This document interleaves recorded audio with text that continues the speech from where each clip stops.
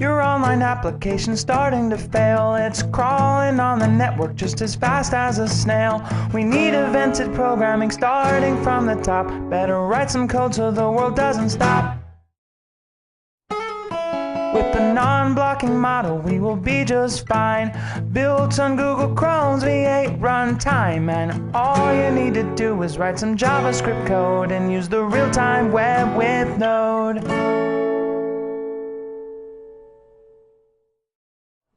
You're watching Real-Time Web with Node.js, and this is level 2, where we're going to be going over events in more detail.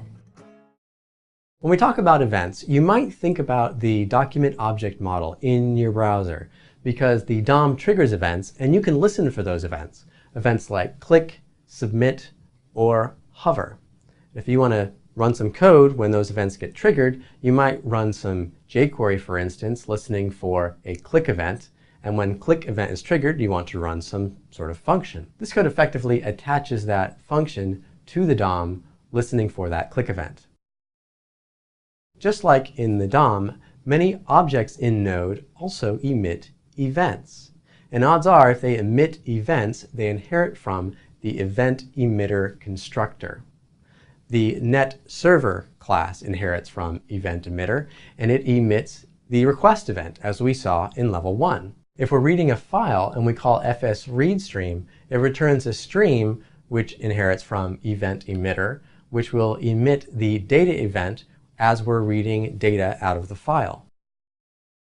Let's take a closer look at the event emitter constructor by creating our own custom event emitter.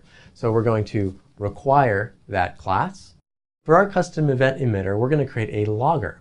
So we want our logger to sometimes emit error events, warn events, and info events. And we want to be able to write listeners so we can listen for when those events occur.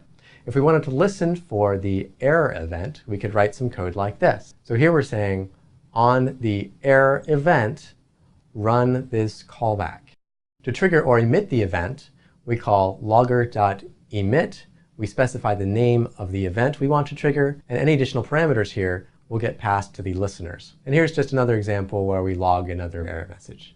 And we can call this emitter as many times as we want to emit the error event. So back in level 1, you'll remember we had a function with a request and a response. And we wanted that callback to be called every time our server emitted a request event. Here's the code that we wrote, but you might be wondering, what is going on here? How is that event getting attached? Well, we're going to go ahead and look at that a little deeper. We're going to dive into the documentation now and see what's going on under the hood.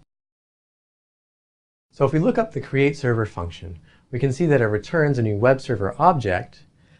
We pass as a parameter a request listener, which listens on the request event.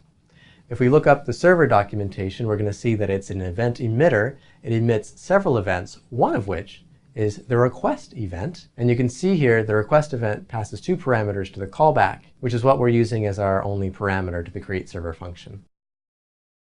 If we wanted to, we could write this code in a different way.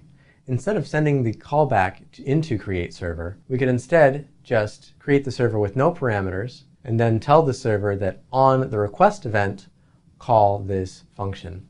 This syntax is typically how you add event listeners in Node. You can listen to multiple events on an object, or you can have multiple functions that listen to the same event. Doesn't matter. For instance, if we wanted to listen to the close event on our server and call a function, we could simply write server on close and then send in a function.